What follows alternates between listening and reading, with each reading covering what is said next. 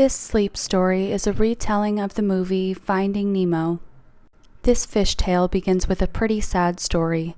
Two clownfish, Marlin and Coral, have found a beautiful sea anemone home in the Great Barrier Reef to wait for the birth of their 400 little fish eggs. These are two proud parents-to-be. Coral and all but one egg are killed in a barracuda attack, leaving Marlin to care for the last remaining baby fish, whose egg was scarred by the mean barracuda, all on his own. Marlin decides to call his son Nemo because Coral really liked that name. Flash forward to Nemo's first day of school.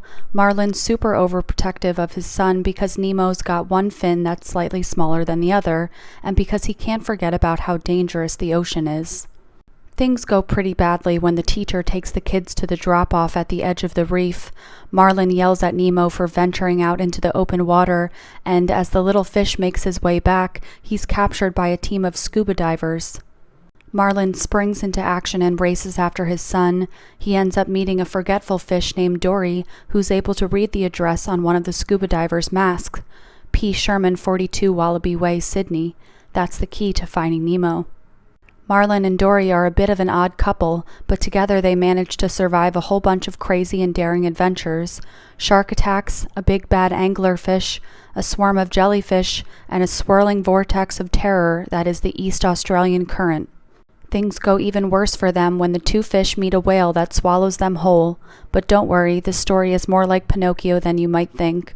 While in the belly of the beast, Marlin learns to trust Dory and lets go of his fears, and lo and behold, the great whale shoots them out of his blowhole right into the Sydney harbor. While all of this is going on with Marlin, Nemo finds out that his scuba captor has taken him to live in a fish tank in his dental office. There, Nemo meets the other fish that live in the tank, including one guy named Gil, who also came straight from the ocean. Gil sees Nemo as his ticket back to the Big Blue. Plus, he doesn't want the kid to go home with the dentist's niece, a fish-killing little girl named Darla. It's a real underwater ticking clock. Gil convinces Nemo to take part in his escape plan, clog the filter so the tank gets dirty, and then escape when the dentist takes them out to clean up. Nemo tries to clog the tank filter, but nearly gets chopped up in the process. Later, when Nemo hears from a pelican named Nigel that Marlin's been crossing the ocean trying to find him, he tries the plan again.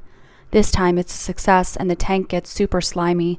Now all the dentist has to do is take the fish out of the tank to clean it, and they can roll out into the harbor and escape back to the ocean.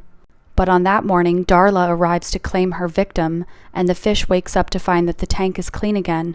Oh no, Nemo plays dead in the hopes that the dentist will flush him down the toilet and back into the ocean. Of course, he also plays dead just as Marlin and Dory arrive at the window at the dentist office. Marlin sees his son lying there, lifeless, and thinks it's too late. Back in Sydney Harbor, Marlin leaves Dory to head home, but little does he know that Nemo's managed to get himself flushed down a drain and has popped back up into the harbor too. Father and son are finally reunited, but not before Dory gets trapped in a fisherman's net. Nemo has a plan to help her escape, but it's dangerous. Marlin agrees to let his son try, and finally learns that you can't stop your kids from doing crazy things forever. After a few minutes of suspense, Dory is saved and the three fish head back to the reef where they live out their days. All in all, it's one crazy fish story with one ridiculously happy ending.